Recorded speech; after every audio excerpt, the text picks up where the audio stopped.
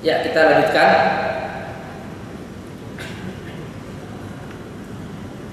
Tadi kita telah sampai kepada pembahasan mengenai ayat yang dipilih oleh Imam Al-Ghazali, bahwa ayat ini menunjukkan haramnya menyembunyikan ilmu, yaitu ayat yang berbunyi wa inna fariqam minhum la yaktumul haqqa wa hum ya'lamun. Orang-orang Yahudi tahu bahwa Rasulullah sallallahu alaihi wasallam adalah nabi, tapi mereka menyembunyikan. Maka ini haram hukumnya. Salah seorang rabi Yahudi di New York, setelah dia masuk Islam, dia mengakui bahwa semua rabi Yahudi tahu bahwa Islam itu benar. Dia mengaku. Jadi kami, para rabi ini, kata dia, kami tahu bahwa Islam itu benar.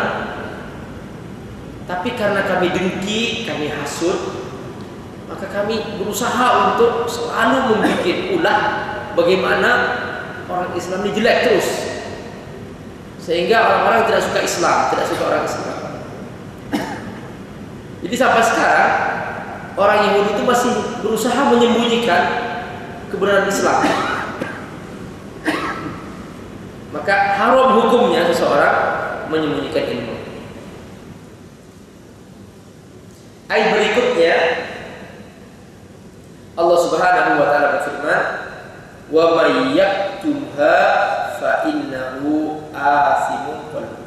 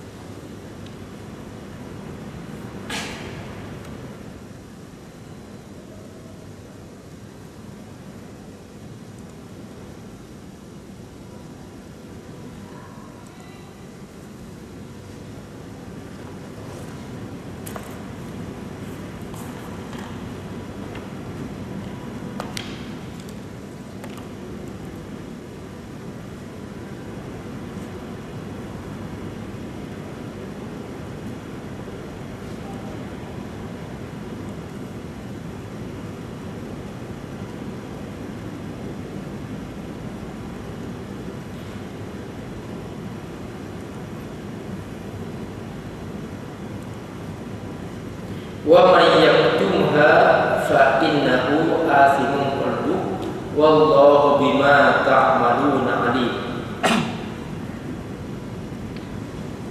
Siapa yang menyembunyikan ilmu, maka sungguhnya ia adalah orang yang berdosa hatinya, dan Allah mengetahui apa yang mereka kerjakan, apa yang kamu kerjakan.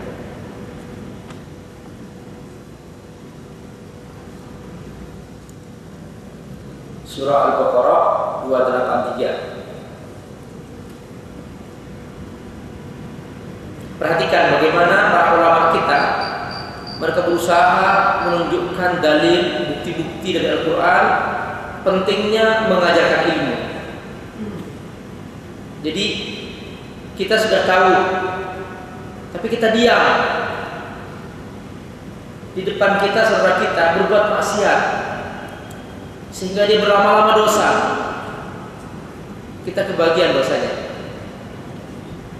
Kenapa tidak perbaiki? Kenapa diam?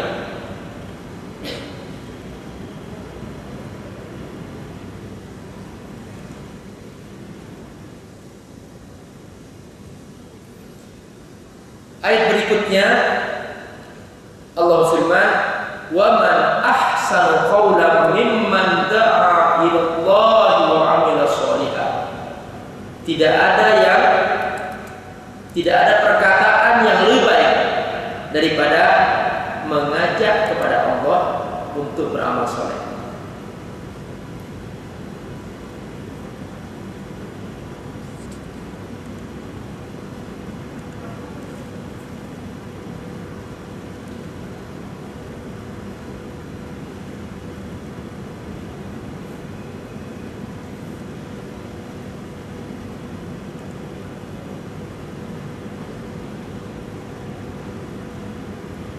Sini banyak sekali ayatnya.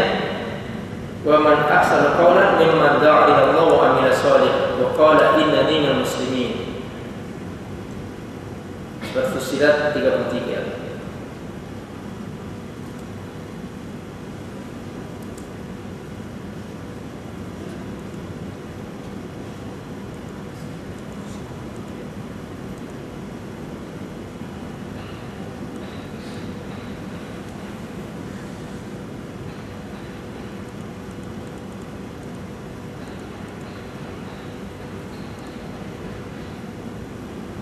Kemudian ada perintah lagi ud'u, perintah mengajak. Maksudnya di sini mengajarkan, menegur, jangan sampai seorang berbuat dosa. Sudah jelas ini haram, tapi dibiarkan, maka kita kebagian dosanya. Kata Allah, ud'u ila sabil rabbika bil hikmati wal mau'izatil hasanah. Ajaklah mereka untuk kembali ke jalan Allah.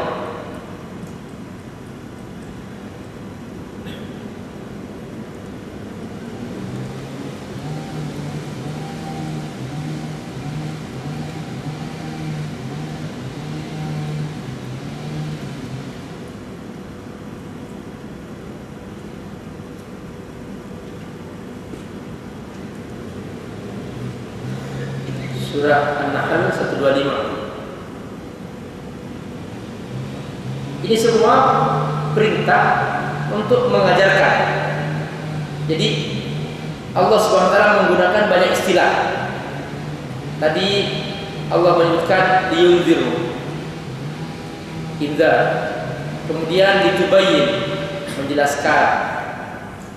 Kemudian di sini ud'u, berdakwah. Semua ini adalah merupakan at-ta'lim, kerja mengajarkan, memberitahukan ini salah, ini dosa. Banyak orang tua tidak menjelaskan kepada anaknya bahwa perbuatan ini haram,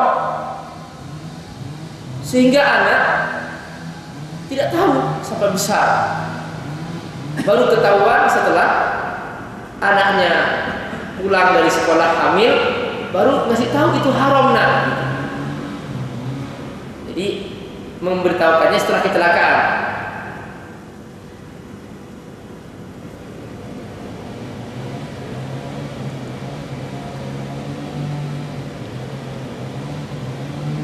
Tugas kita semua juga mengajarkan, karena kita beriman, kita punya panduan Al-Quran, kita tahu ini halal, ini haram, maka tugas kita semua sebagai seorang muslim bukan sekedar melaksanakan Islam untuk diri sendiri, tapi kata Allah mengajarkan. Mengajarkan itu tidak harus seperti ustaz, tidak. Dia mengasih tahu ini nak jangan, ini haram. Sekalipun dia tahu dalil sedikit, dia tahu pernah ikut pengajian bahwa ini tidak baik, maka dia ajarkan, dia sampaikan ini tidak baik, ini tidak benar. Kalau ingin tahu lebih dalam, ajak anak ketemu ustaz menjelaskan dalilnya. Yang paling penting bahwa kita mengajarkan. Perhatikan di sini Allah firman, wa yu'allimuhumul kitaba wal hikmah.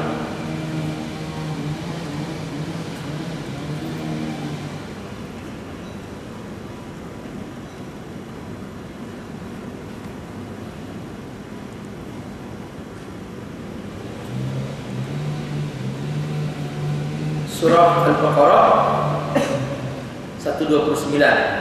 129. Di sini tugas Rasul itu ada 3. Yatlu alaihim ayatika, membacakan ayat Allah. Wa yu'allimuhumul kitab, mengajarkan kamu kitab. Wal hikmah, dan hikmah yaitu sunnah. Ini kitab di sini Al-Quran, al-hikmah itu as-sunnah. Wizakkihim, dan membersihkan mereka dari dosa. Membacakannya, mengajarkannya, dan membersihkannya. Sekarang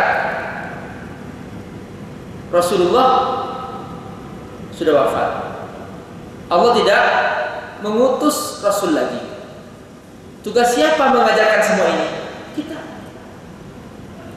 3 tugas ini siapa yang melaksanakan? Kita. Membacakan Al-Quran, mengajarkan Al-Quran dan As-Sunnah, kemudian membersihkan mereka dosa. Ini bukan tugas Ustaz sendirian, tidak. Semua orang Islam punya tugas yang sama. Nah, kalau seorang tidak pernah belajar, dia paham Islam itu sholat selesai, puasa selesai, sisa waktunya buang waktu, main, ngobrol. Coba masuk kepada tugas mengajar, 24 jam tidak cukup. Baru tahu bahwa ternyata Islam ini sebuah agama yang sangat lengkap sekali setelah kita masuk ke tugas ini.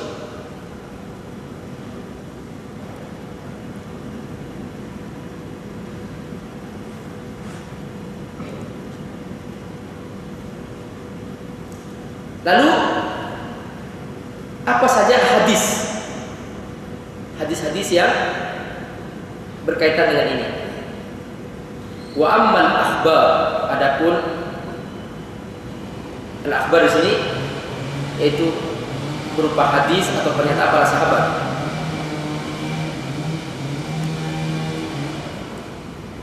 Yang pertama, hadis la ayyadiyallahu bika rajulan wahidan khairun laka minad dunya wa ma fiha. La ayyadiyallahu bika, kalau kamu bisa mengajak seseorang ikut Allah. Nih, kalau kamu bisa mengajak seseorang ikut Allah,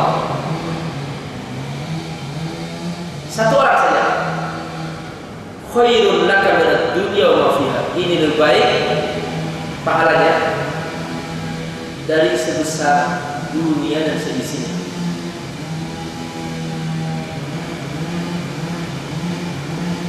Lebih baik dari sebesar dunia dan seisinya.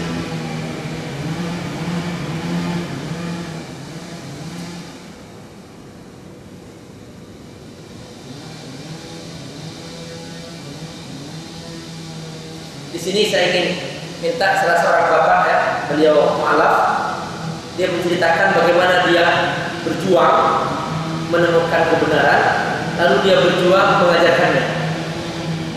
Saya mohon bapak sebentar ke depan, Pak, untuk menceritakan, memberikan motivasi.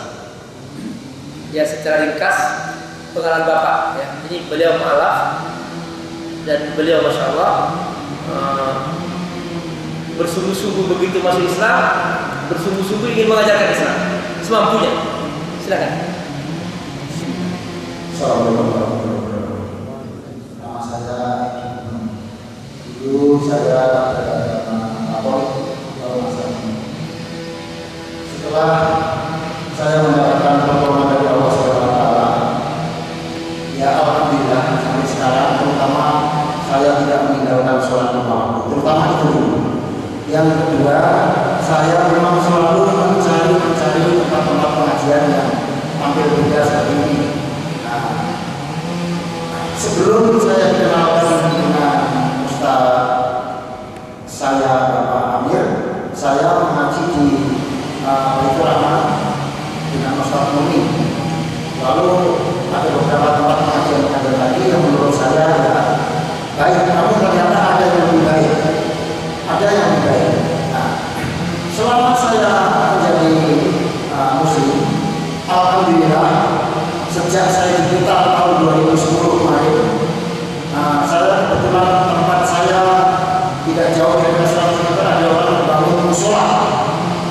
Musola itu setelah dibangun, kebetulan hanya beberapa saat saja musola itu ramai, bahkan sempat tidak ada yang sholat di situ.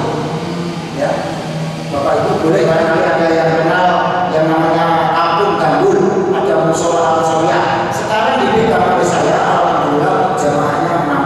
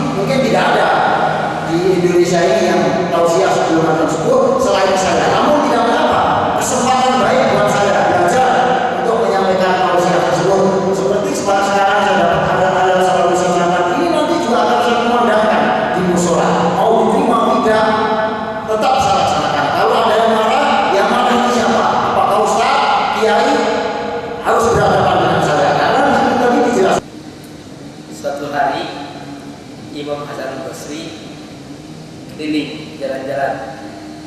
Imam Hasan Basri ini salah seorang kibarut tabi'in, artinya generasi sudah sahabat dan pernah bertemu dengan sahabat. Beliau ketemu dengan orang-orang sedang tertawa-tawa, main catur, main gaple, terbahak-bahak, senang-senang gitu. Langsung dia datang, "Hei, kenapa kalian tertawa-tawa? Apa kalian yakin masuk surga?" "Enggak." "Apa kalian yakin selamat dari neraka?" "Enggak." "Loh, kenapa tertawa?" "Jangan sempatkan tertawa." Nah begitu.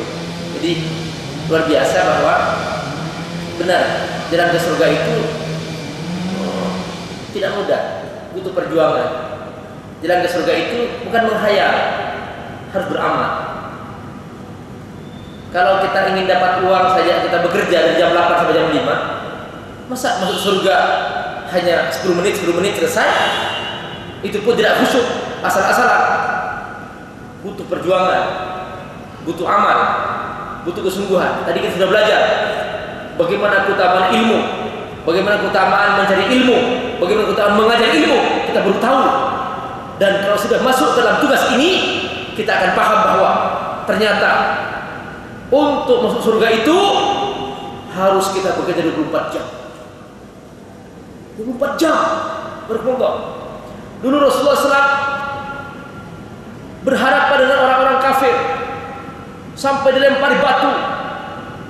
Bapak Ibu berkelompok. Ada seorang sahabat bernama Khubayb bin Adi. Dia dibawa ke Tan'im. Di Tan'im dia disiksa, dibantai, ditawarkan kepadanya, "Kalau kamu ingin tidak disiksa, boleh enggak Muhammad sebagai penggantimu di sini? Izinkan Muhammad sebagai penggantimu, kamu aman."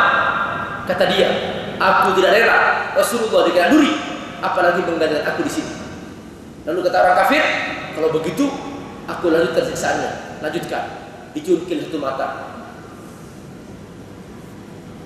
Masih bertahan, masih cungkil lagi, satunya lagi. Masih terus, siap dibongkar hidungnya sampai gompak. Masih terus mau bertahan di sini, siap dipotong telinganya sedikit demi sedikit, dicabut giginya satu persatu, dicabut jari-jarinya satu persatu, sampai habis jari itu semua, sampai dia mati dalam keadaan seperti itu, dimutilasi dan bertumpuk itu daging dalam keadaan tidak berbentuk lagi. Perhatikan bagaimana para sahabat ini untuk membela iman, mereka rela mengorbankan nyawa. Lalu kemudian kita ini masuk surga seperti para sahabat dengan cara berleha-leha, bersantai-santai. Itu benar bahwa kita harus berjuang bersungguh-sungguh. Kalau kita rajin baca Quran, rajin sholat, itu baru untuk diri sendiri. Tapi apa yang untuk Allah, apa yang untuk umat ini, mengajarkan, belajar mengajarkan, begitu kita berjuang.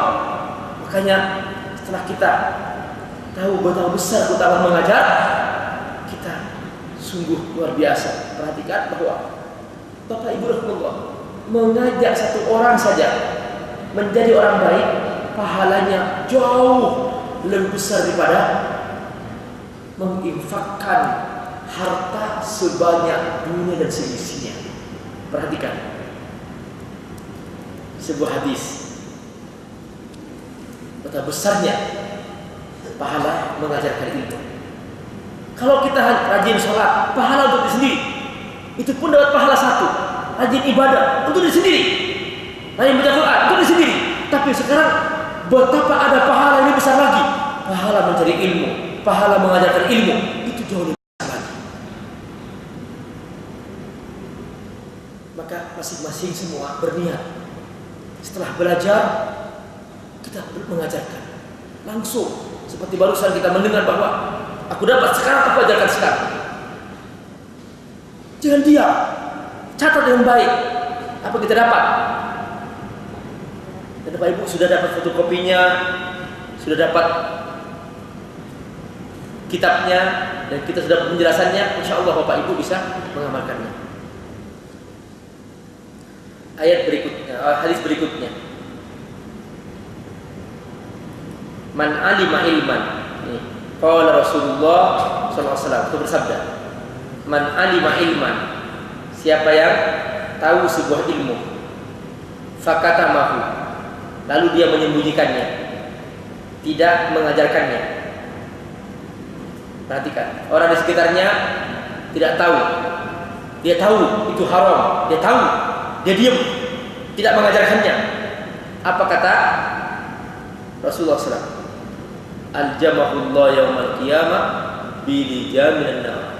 Allah SWT akan mengalungkan kepadanya sebuah kalung api neraka.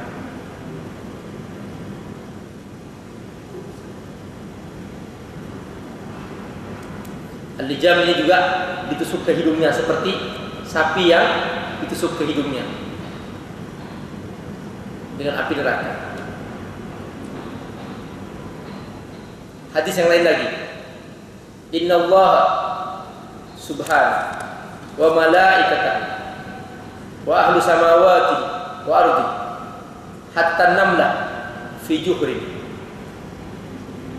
juhriha wa hatta al-hut fil bahr la yusalluna ala muallimin nas bil khair. Allah dan para malaikat dan semua penduduk langit sampai semut di lubangnya, sampai ikan di laut, mereka membacakan doa selawat kepada orang yang mengajarkan ilmu. Subhanallah. Kita baca istighfar sendiri belum tentu mampu membaca istighfar sejumlah sejumlah ikan di laut, sejumlah daun-daun di pohon, sejumlah malaikat di langit. Tapi dengan mengajarkan ilmu, kita kebagian membaca selawat, dibacakan selawat oleh seluruh makhluk di langit dan di bumi. Ini kemuliaan seorang yang mengajarkan ilmu. Wa qala sallallahu alaihi wasallam itu bersabda, "Idza mata ibnu Adam," ketika anak Adam meninggal dunia, "in qata amaluhu illa min salas." Dia tidak punya kesempatan lagi beramal kecuali 3 hal. Sudah mati.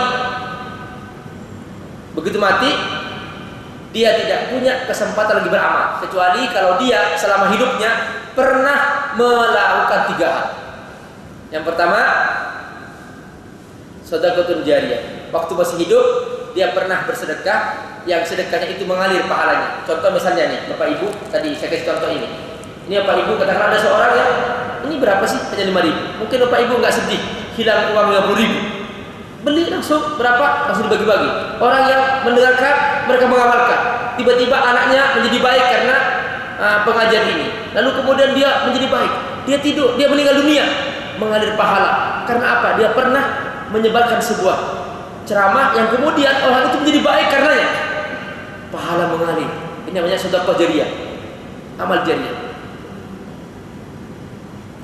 Kemudian yang kedua, au ilmun yuntafa'u bihi. Waktu dia masih hidup, dia pernah mengajarkan ilmu kepada anaknya, mengatakan, anakku, ini akhlak mulia, ini kewajiban kamu pada orang tua kamu, ini kewajiban pada guru kamu. Simpel saja, nggak usah pakai dalil dan sebagainya, sederhana. Kalau kamu ketemu orang lebih tua, kamu hormati dia, jangan sampai berkata-kata kasar, jangan sampai kamu sombong. Itu aja, simpel. Mengatakan kata-kata yang baik, itu sudah nasihat. Tiba-tiba anaknya menjadi baik dan tiba-tiba dia menjadi guru. Saya masih ingat Bapak Ibu nasihat ayahku dulu waktu masih SD. Saya ingat nasihat kakek saya, sederhana sekali. Saya masih ingat ayah mengatakan, "Nah, jangan kamu menyakiti orang lain. Lebih baik kamu mengalah daripada kamu menyakiti orang lain." Itu pesan sederhana, enggak pakai ayat, enggak pakai dalil, tapi itu menjadi prinsip dalam hidup saya. Kalau kamu melihat ada orang butuh kamu, jangan kau tolak. Sebisa kamu membantu. Semaksimal, jangan setengah hati membantu. Itu prinsip dalam hidup. Nasihat ayat dipesankan kepada kita. Tapi sederhana, namun menjadikan suatu pegangan. Maka kita sebagai seorang orang tua jangan bakhil beranak berkata-kata seperti itu. Itu menjadi ingatan bagi mereka, menjadi panduan bagi mereka. Dan itu menjadi amal jariah. Kalau anak kita jadi anak soleh, tiba-tiba jadi guru, dia mengajar ribuan, kita kebagian pahala. Dia sudah meninggal dunia. Perhatikan, betul luar biasa kita pentingnya punya ilmu mengajarkannya. Kemudian yang ketiga, waladun salihun yad'una. Dia punya anak, anaknya dididik dan baik sampai menjadi anak soleh, lalu dia mendoakannya. Bapak Ibu, hanya anak soleh yang akan mendoakan orang tuanya. Tidak mungkin anak durhaka sempat mendoakan orang tuanya. Kok orang tuanya? Untuk dirinya dia tidak berdoa, apalagi orang tuanya. Makanya kalau punya anak, didik anaknya menjadi anak yang soleh. Ini semua betapa besar manfaatnya. Nah, ini ada di sini ada ilmu yuntafa'u, ilmu bermanfaat. Pentingnya mengajarkan ilmu. Kemudian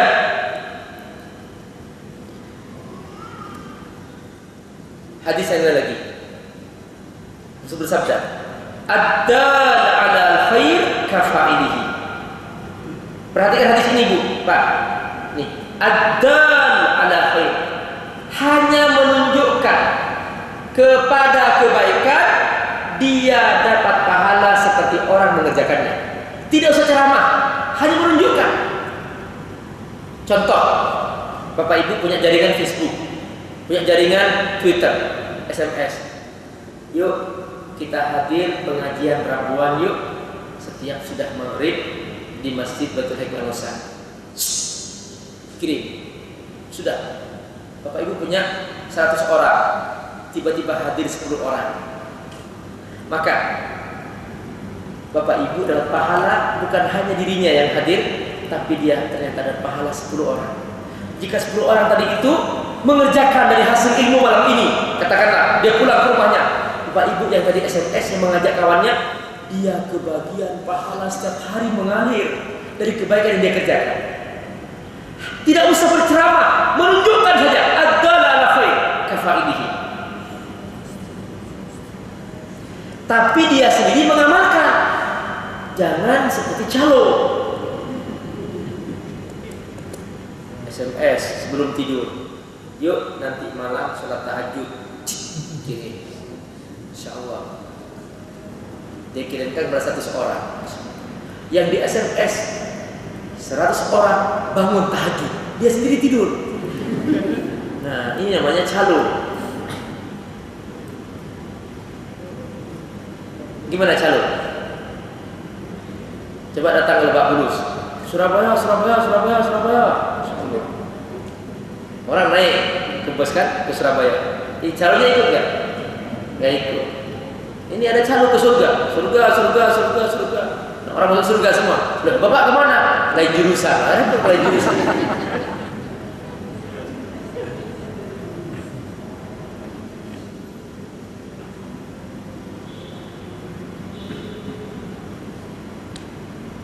Di sini Bapak Ibu rahimakumullah, kita mendapatkan ilmu yang luar biasa. Betapa mengajarkan ilmu itu sangat luar biasa, sangat penting. Kemudian hadis lain lagi.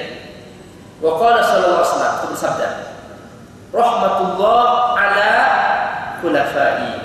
Qila wa man khulafauka? Qala alladziina yuhyuna sunnati wa yu'allimunaha ibadallah. Allah memberikan rahmat kepada orang-orang yang menggantikan aku.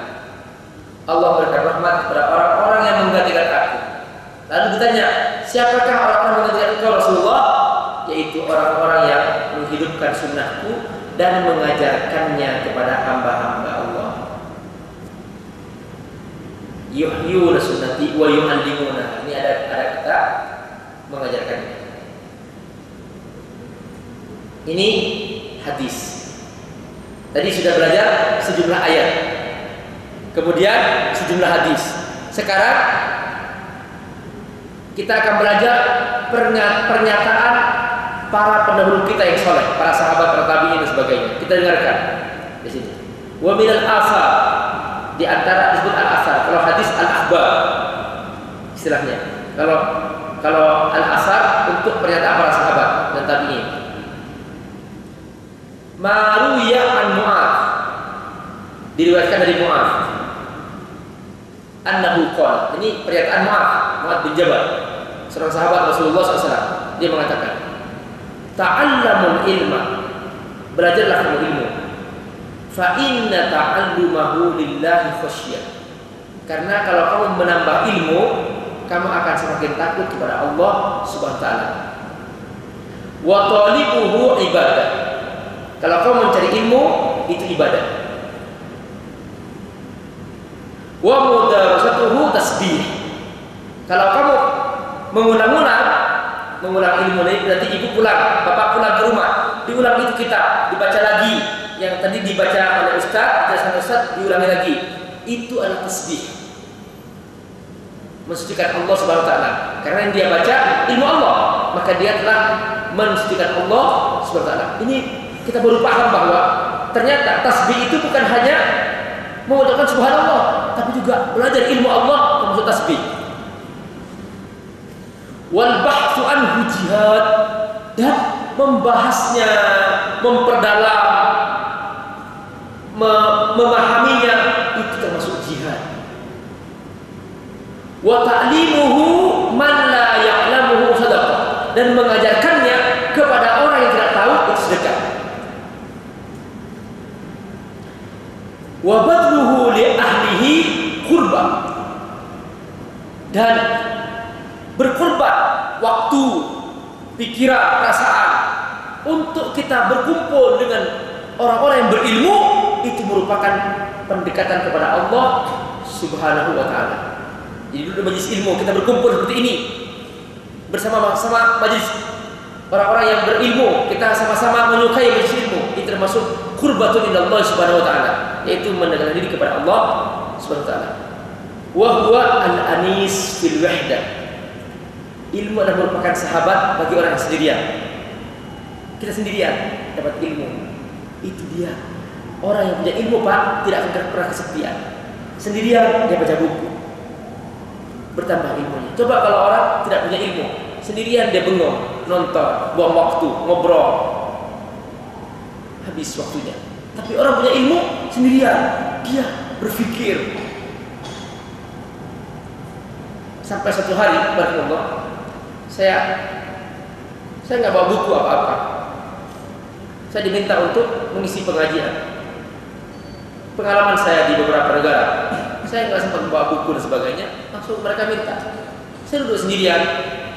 Apa yang harus saya sampaikan materinya? Mereka sedang di bawah pohon. Saya langsung berpikir menjadikan semua yang saya lihat sebagai bahan ilmu. Bapak Ibu, ayo kita lihat pohon ini. Perhatikan pohon ini. Mereka melihat. Coba, apa yang Bapak Ibu dapatkan dari pohon-pohon ini? Enggak tahu Pak Ustaz. Perhatikan sini. Saya lihat. Ini pohon sama.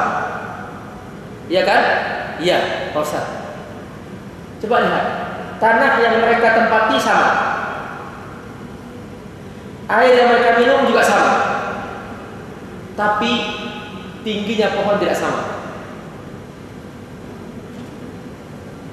Pun juga jumlah cabang tidak sama antara pohon ke pohon. Bentuknya tidak sama. Jumlah daun tidak sama. Ini apa artinya?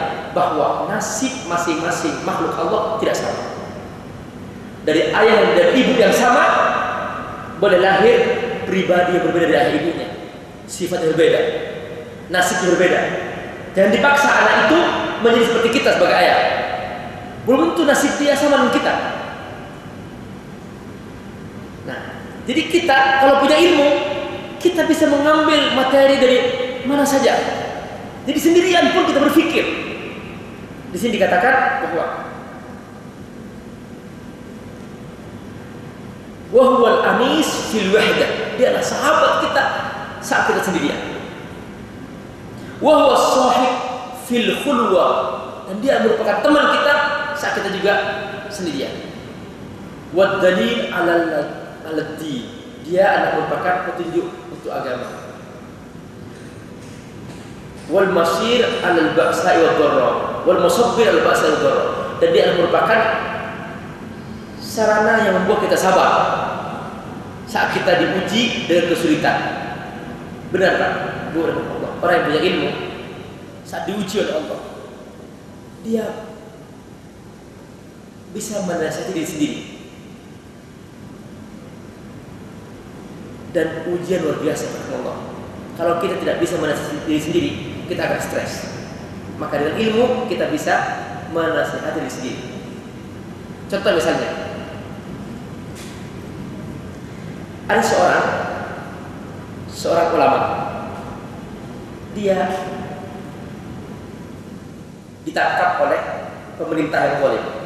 Ini di Saudi. Dia masuk penjara.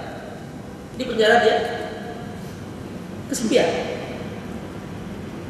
Maka supaya dia menghibur diri sendiri, dia menulis catatan harian. Catatan hariannya ditulis untuk nasihat dia sendiri, mengatakan pada diri sendiri, ditulis ya, kamu jangan sedih, masih ada besok harapan, matahari akan terbit kembali, maka teruskan kamu bersabar. Kesendirian ini merupakan zikir, kesempatan dari Allah untuk kamu lebih banyak membaca Al-Quran, berzikir, mendekatkan diri kepada Allah SWT. Maka terus dia tulis buku itu. Begitu dia keluar dari penjara, buku itu terbit. Dan buku itu laku keras. Diterjemahkan dalam bahasa Inggris, laku. Bahasa Indonesia laku. Sampai dia diundang di sini. Dia kaget. Dia mengatakan dalam ceramahnya, ketika dia diundang di Indonesia dalam acara book fair, dia mengatakan, kenapa kalian beli buku aku? Itu buku untuk aku sendiri waktu aku sedih. Tapi kenapa kalian mau membeli buku aku? Apa kalian sedih? Buku itulah judul La Tahzan. Jadi salah seorang dokter, yaitu Dr. Aid Al-Qarni. Itu dia nasihat diri sendiri. Tapi dengan nasihat itu menjadi manfaat. Itulah orang berilmu. Dalam kesedihannya, dalam kesendiriannya, itu menjadi sahabat bagi dia.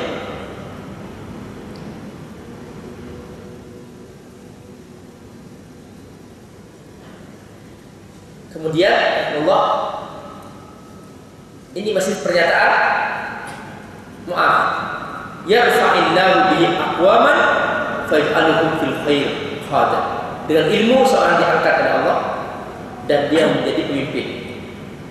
Sada huda ikadzabihi, menjadi contoh yang ditiru. Adilatun fil khair, berupa petunjuk bagi kebaikan. Taqtassu atharuhum, dan ditiru kebaikan-kebaikannya. Wa tarmuqu af'aluhum, dan amal mereka menjadi mulia. Yablugul abdu bihi manazil abrar, dengan ilmu seorang bisa mencapai derajat para abrar. Wa darajatul ula, dan mencapai derajat yang tinggi. Wa tafakkur fihi ya'dulu siyam, bertafakkur tentang ilmu dia dapat pahala seperti berpuasa.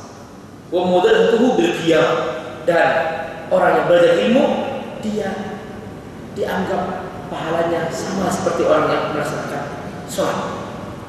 Bihi yuta Allah azza wa jalla, dengan ilmu Allah ditaati. Tidak punya ilmu tidak bisa mentaati Allah. Wa bihi yu'bad, dengan ilmu Allah disembah. Wa bihi yuwahhad wa yumajjad, dengan ilmu Allah ditauhidkan. Orang yang punya ilmu menyembah patung, menyembah pohon. Perhatikan. Wa bihi yatawakkal, dengan ilmu dia menjadi berhati-hati dari dosa. Wa bihi yusul arham, dengan ilmu dia menyambung silaturahim. Wa bihi yu'riful halal wal haram, dengan ilmu dia tahu mana halal dan haram. Wa huwa imam wal amal tabi'uh, dan dia ilmu adalah merupakan imam dan amal merupakan pengikutnya. Yulhimuhu as-su'ada wa yukrimuhu al-ashqiya, maka dia memberikan inspirasi bagi orang-orang yang untuk mencapai kebahagiaan. Terakhir untuk waqal Hasan rahimahullah, berkata Imam Hasan Basri, laulal ulama lasarun nas mithal bahari, kalau tidak karena para ulama, misalnya manusia sama dengan binatang. Ayat Bitta'lim yakhudul nas min haddil bahimah ila haddil insaniyah. Maksudnya apa? Yaitu dengan ilmu seorang atau manusia selamat dia menjadi manusia, tidak menjadi binatang. Itulah pentingnya mengajarkan ilmu. Dan insya Allah kita akan membahas pada berikutnya, yaitu bayanul ilmu alladzi huwa fardhu ain. Penjelasan mengenai ilmu yang wajib kita pelajari. Kita akan bahas ini pada pertemuan berikutnya. Wassalamualaikum warahmatullahi wabarakatuh.